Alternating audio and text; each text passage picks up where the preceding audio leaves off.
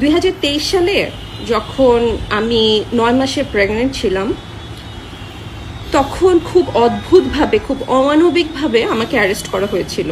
খুব অমানবিকভাবে আমাকে এয়ারপোর্ট থেকে অ্যারেস্ট করে ভাঙাচোরা একটা গাড়িতে আমাকে জেলে নিয়ে যাওয়া হয়েছিল। তখন আপনারাই ফেসবুকে ঝড় তুলে দিয়েছিলেন প্রতিবাদের। আপনাদের প্রতিবাদের কারণে খুব তাড়াতাড়ি এই খবরটা আমাদের প্রধানমন্ত্রী শেখ হাসিনার চোখে গিয়েছিল, চোখের সামনে এসেছিল। তারপরে কিন্তু তিনি নিজ উদ্যোগে আমাকে জেল থেকে ছাড়ানোর ব্যবস্থা করে দিয়েছিলেন। কেন?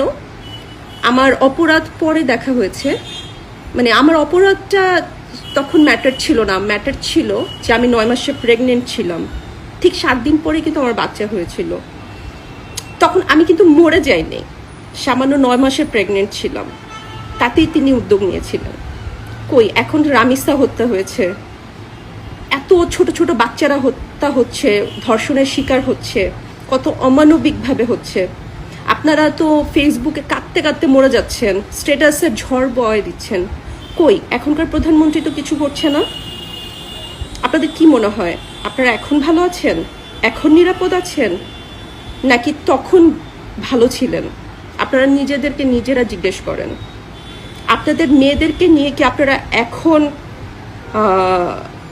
মানে শান্তিতে থাকতে পারেন, নাকি তখন পারতেন? নিজেদের বিবেককে জিজ্ঞেস করেন। আপনাদের মেয়েদেরকে নিয়ে কি আপনারা এখন মানে শান্তিতে থাকতে পারেন, নাকি তখন পারতেন? নিজেদের বিবেককে জিজ্ঞেস করেন।